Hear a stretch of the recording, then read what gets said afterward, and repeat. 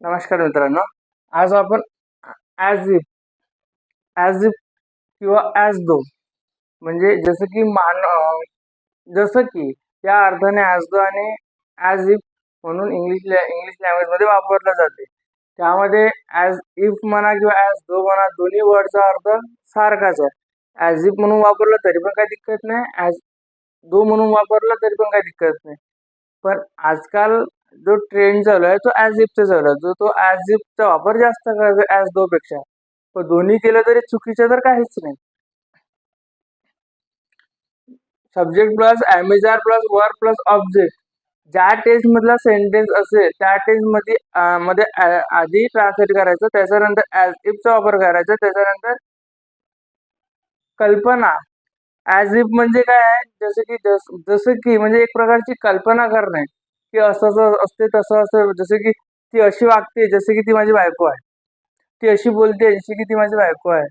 तो तो असा खेळतो की जसे की तो महेंद्रसिंग धोनीच आहे.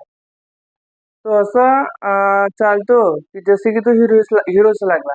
म्हणजे एक प्रकारची कल्पना. त्या कल्पनांना आपण ज्यावेळेस सांगतो जसं की या अर्थी, त्यावेळेस ॲज इफ किंवा ॲज दो या दोन वर्डपैकी एका वर्डचा वापर केला जाते.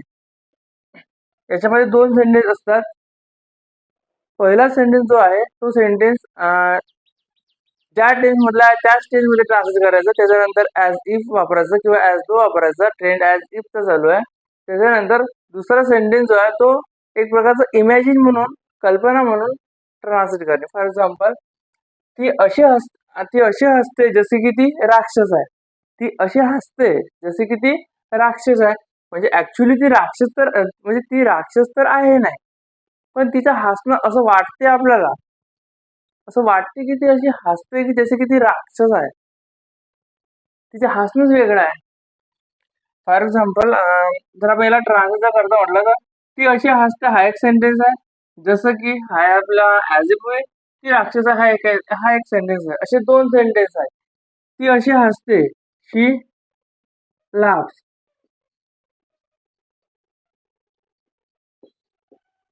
शी laughs as if she laugh as if she were monsters. She were monsters. She laughs as if she were monsters. ती अशी हसते जसे की ती राक्षस आहे. आता शी सोबत आपण वरचा यूज केलेला आहे. म्हणाल की शी सोबत तर ॲजचा वापर होते, शी सोबत वरचा वापर होत नाही. पण ज्यावेळेस आपण कल्पना करतो, इमॅजिन करतो, त्यावेळेस त्यावेळेस ही ही शी इट आय यू सर्वांसोबतच वरचा वापर केला जाते ज्यावेळेस आपण कल्पना करतो, इमॅजिन करतो त्यावेळेस. म्हणून इथे शिवर मॉन्स्टर्स म्हणजे राक्षस. रोहित असं बोलतो जसं की तो दिल्लीवरून आला. तो दिल्लीवरून आला असं बोलतो तो की तो दिल्लीवरून आला. तो दिल्लीवरून आला तर नाहीच, गेला तर नाहीच, पण तो असा बोलतो. म्हणजे त्याच्या बोलण्यामध्ये चेंजेस झालाय, काहीतरी बदल झालाय. रोहित असं बोलतो किंवा रोहित असा बोलला जसं की तो दिल्लीवरून आला. Rohit spoke Rohit spoke as if किंवा ॲज दो, दोन पैकी कोणाचा पण वापर करायचा. Rohit spoke as if he came he had came he had come from Delhi from Delhi. म्हणजे रोहित असा बोलतो, रोहितच्या बोलण्यामध्ये काहीतरी चेंजेस झाला, जसे की ते दिल्लीचे लोक बोलतात ना त्या पद्धतीचं तो बोलायला लागला. ऍक्च्युली तो दिल्लीला जाऊन आलेला नाही, तरी तो तसा बोलतो. तन्मय असा खेळतो जसं की तो माही आहे. तन्मय असा खेळतो जसं की तो माही आहे. माही म्हणजे कोण? महेंद्रसिंग धोनी. तो असा खेळत आहे तन्मय की जसं की तो महेंद्रसिंग धोनी आहे. त्यामुळे काय होणार? Plays Tanmay plays as if he were Mahi. Tanmay Tanmay plays as if he were Mahi. Tanmay असा खेळतो की जसं की तो महेंद्र सिंग म्हणजे माही आहे. त्या पद्धतीने तो खेळतो. माही म्हणजे कोण? महेंद्र सिंग धोनी. आता इथं तन्मयचा वापर केला आणि इथं हिचा वापर केला, कारण की जो नाऊन आहे, नाऊनचा वापर एका सेंटेन्स मध्ये, एका पॅराग्राफ मध्ये नाऊनचा वापर डबल डबल करता येत नाही.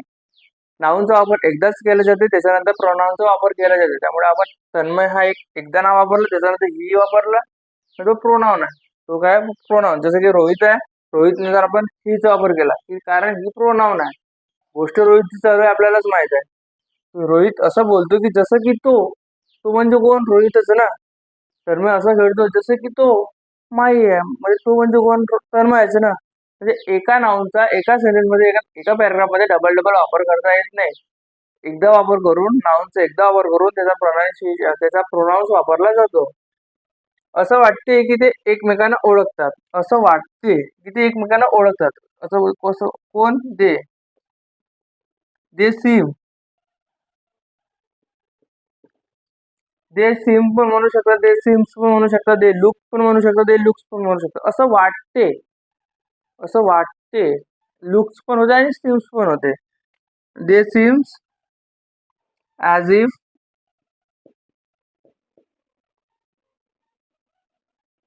दे seems as if, they seems as if they वर,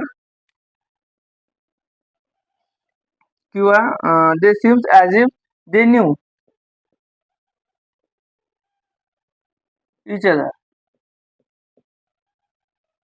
म्हणजे असं वाटते की ते एकमेकांना ओळखतात, असं वाटते की ते एकमेकांना ओळखतात. तर इथं दे न्यू केलं आपण, कारण की इथं दे वरचा वापर केलेला नाही. कारण ज्यावेळेस वरचा वापर केव्हा केला जातो? ज्यावेळेस प्रेझेंट, म्हणजे ज्यावेळेस ॲमेजारची गोष्ट येते पहिल्या सेंटेन्स मध्ये, प्रेझेंट पार्टिसिपेट टेन्स असतो किंवा तो कंटिन्यू टेन्स असतो, म्हणजे त्या ठिकाणी ॲमेजारची फिलिंग येते, त्या ठिकाणी वरचा वापर केला जाते. आणि ज्या ठिकाणी वर 5 असतो, म्हणजे थर्ड पर्सन, यस यस, ज्या ऍक्शन सोबत जो वर 5 असतो, त्या वर 5 सोबत डायरेक्ट दुसऱ्या सेंटेन्स मध्ये वर टू चा वापर केला जातो. जसे की दे सीम्स, सिम म्हण किंवा सिम्स म्हण, दे सीम्स हा प्रेझेंट सिंपल प्रेझेंट टेन्स आहे. They seems simple present tense, simple present tense असल्यामुळे ॲज इफच्या नंतर जो दुसरा सेंटेन्स आहे तिचा वर टू चा वापर केला आपण. दे न्यू, नोचा न्यू केला, कारण कल्पना आहे, इमॅजिन आहे म्हणून.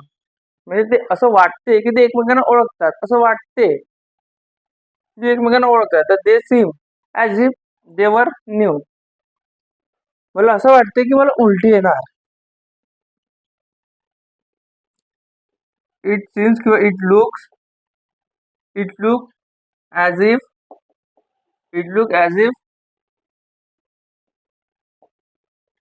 आय वुड ओमिट, मला असं वाटते की मला उलटी येईल. ही गोष्ट फ्युचरची झाली. मला असं वाटतं हे प्रेझेंट आहे, पण ॲज इफ नंतर जो आहे तुम्हाला उलटी येणार किंवा येईल, तो फ्युचर टेन्स आहे. त्या फ्युचर टेन्स मुळे असं वाटते की मला उलटी येईल, म्हणजे तो फ्युचर टेन्स असल्यामुळे आपण विलच्या ठिकाणी उठचा वापर केला. कारण असं की ॲज इफ नंतर जो पण कोणता सेंटेन्स आहे त्या सेंटेन्स मध्ये पास्टची फिलिंग, जरी त्याच्यामध्ये फिलिंग जरी फ्युचरची असो किंवा प्रेझेंटची असो, जरी फिलिंग येत असली तरी त्याच्यामध्ये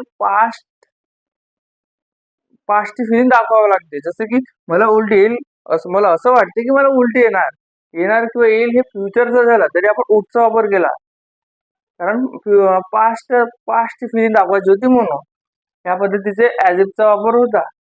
त्याच्यानंतर फॉर्म्युला काय आहे? सब्जेक्ट प्लस एम इज आरच्या वेळेस ॲज इफ नंतर वरचा वापर होणार.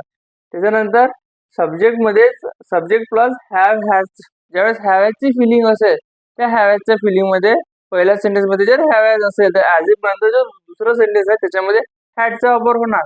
आणि पहिल्या सेंटेन्स मध्ये जर यस म्हणजे वर्ब 5 चा यूज केला असेल तर ॲज इफ नंतर वर्ब 2 मध्ये ट्रान्सलेट करणे, वर्ब 2 ची फिलिंग दाखवणे.